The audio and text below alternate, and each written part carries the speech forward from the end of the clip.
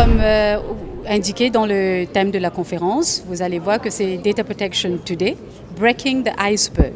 Le nom lui-même indique que ce n'est pas une tâche facile. Un iceberg, ce n'est pas facile de break un iceberg. Donc, vous allez comprendre par ce thème que les challenges qui sont involved dans la protection des données sont immenses. Et certainement, en 2020, si on n'est pas conscient de la protection de nos données personnelles, we are in deep trouble, comme on peut le dire. Donc, si vous voyez toutes ces organisations qui participent aujourd'hui, je crois qu'il y a environ 500 participants qui sont dans cette salle, c'est parce que toutes les personnes sont concernées.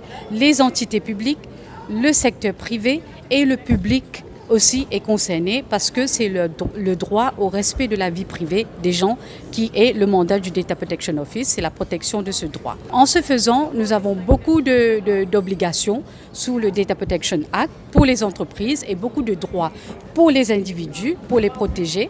Et ces obligations et ces droits représentent en fait tout ce que le respect à la vie privée demande dans le contexte mondial actuellement. Par exemple, nous avons le GDPR dans l'Union européenne.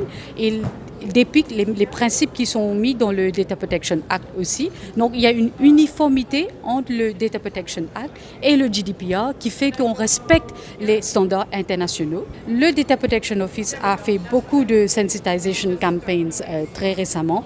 Là, on introduit un training toolkit qui représente environ une dizaine de clips et chaque clip est axé sur un thème spécifique de Data Protection qui explique au Data Protection Officer dans l'organisation concernée comment il faut implémenter le Data Protection Privacy Principles dans l'enceinte de son organisation. Le Data Protection Act prévoit que toute violation de cette loi est une infraction pénale, ce qui fait que des poursuites peuvent être entamées au niveau du Data Protection Office contre cette personne concernée. Et là, on a eu beaucoup de poursuites déjà qui sont déjà dans le pipeline.